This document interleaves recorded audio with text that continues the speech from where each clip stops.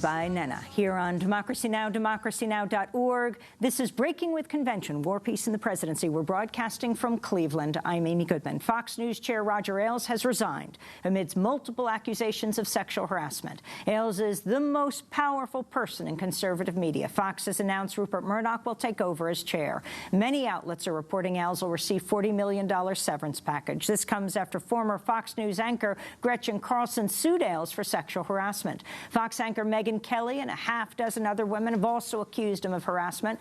Well, on Thursday, on the floor of the convention, as well as outside during the day, I had a chance to talk about the fall of Roger Ailes with several of the top TV news hosts across the corporate networks, including Jake Tapper of CNN, Shepard Smith of Fox News, NBC's Willie Geist, Bloomberg's John Heilman. I first spoke, though, to Chris Matthews of MSNBC. About Roger Ailes, your thought on him? No? Roger Ailes used to be head of our network for MSNBC. He was head of well, he hired me at when it was Marcus Talking, remember? Oh yeah, that's when I started. Yeah. And so, what do you think of him being out? Look, I don't. You know, he hired me. I worked there. You know, I think I'll leave it up to the witnesses, and I'm sure people are being honest here. Jake, would you like to say something about Roger Ailes being out? Any thoughts? I mean, I don't have what it means for Fox? I don't know what it means for Fox. I mean, Roger Ailes, I mean, the bottom line is honestly, like, he was the mastermind of that organization, and whatever you think of the politics and the business decision, it was very, very successful. I mean, it was $1 billion a year business for News Corp. So beyond the human ramifications and the human rights ramifications, it is a very important business story, and I'm glad I work at CNN. We've just come into the Quicken Loans arena, and I think I see Fox News' Shepard Smith. I want to ask him about his boss being forced out, Roger Ailes, over sexual harassment allegations. Shepard Smith, your thoughts on Mr. Ailes' departure?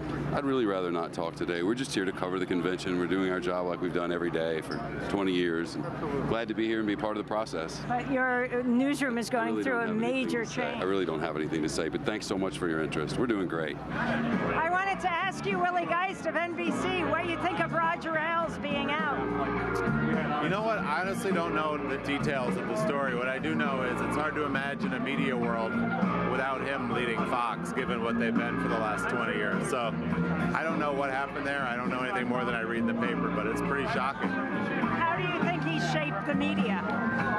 Well, he turned a cable news network into something that gave a voice to a section of the country that thought it never had a voice in the media.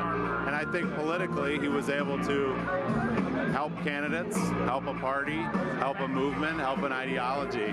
So probably the most powerful guy in the media. Do you think there's an interesting convergence of Roger Ailes out, one of the most powerful people in the most conservative network, and what's happening within the Republican Party here? Well, I will tell you this, it's a remarkable week when you have Donald Trump becoming the leader of the Republican Party and Roger Ailes leaving as the leader of Fox News.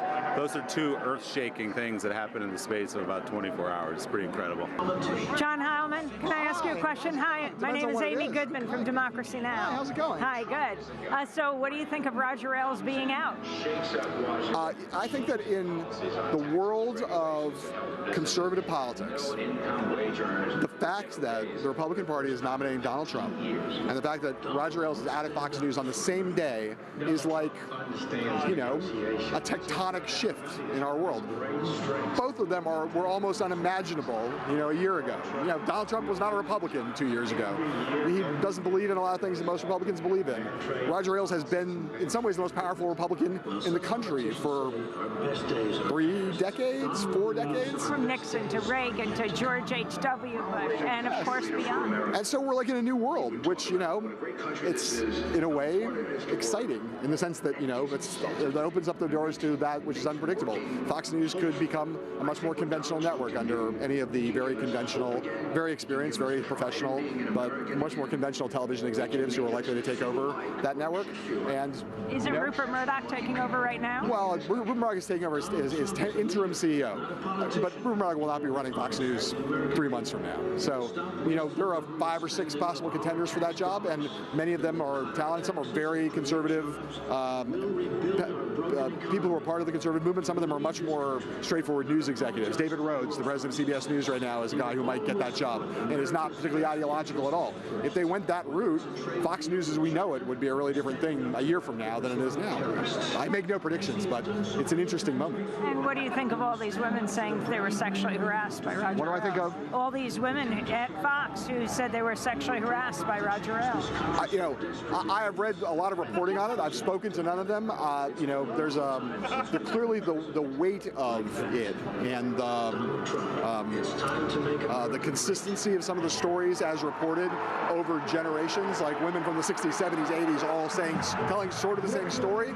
There's a kind of prima facie gravity to those stories, and you look at them and that makes them, because they're consistent, it makes them seem, on the surface at least, plausible. But, you know, I'm not judge and I'm not jury, and I've not spoken to any of them about it, so I can't really make a definitive ruling, but it's disturbing for sure if true. That's Bloomberg's John Heilman. Before that, NBC's Willie Geist, Shepard Smith of Fox News, Jake Tapper of CNN, and Chris Matthews of MSNBC. This is Democracy Now!, democracynow.org. We're breaking with convention, war, peace, and the presidency. We were speaking to them on the floor of the Quicken Loans Arena.